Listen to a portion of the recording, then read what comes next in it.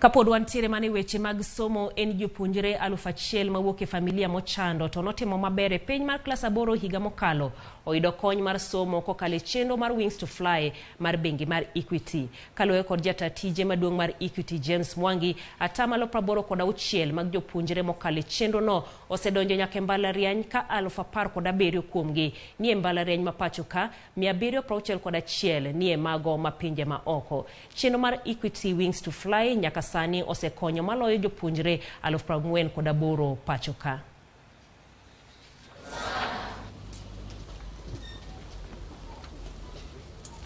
That was selected, all of them are very excited. A CEO like life with enough determination and hard work.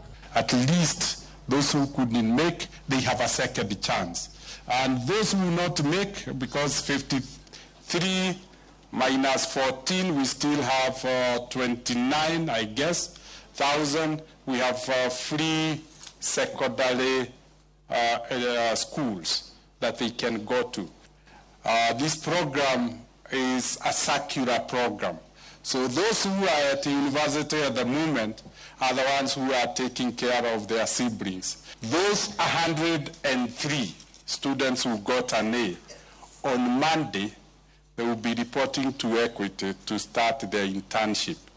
I note that the applications for the Elimu Scholarship Program 2023 are currently open. We plan to select 12,000 beneficiaries, 9,000 of whom will be picked through the Equity Group Foundation.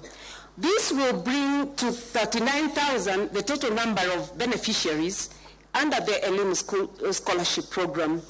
We urge other partners to join in the efforts to support the access to education for all our children and to ensure 100% transition from primary to secondary education.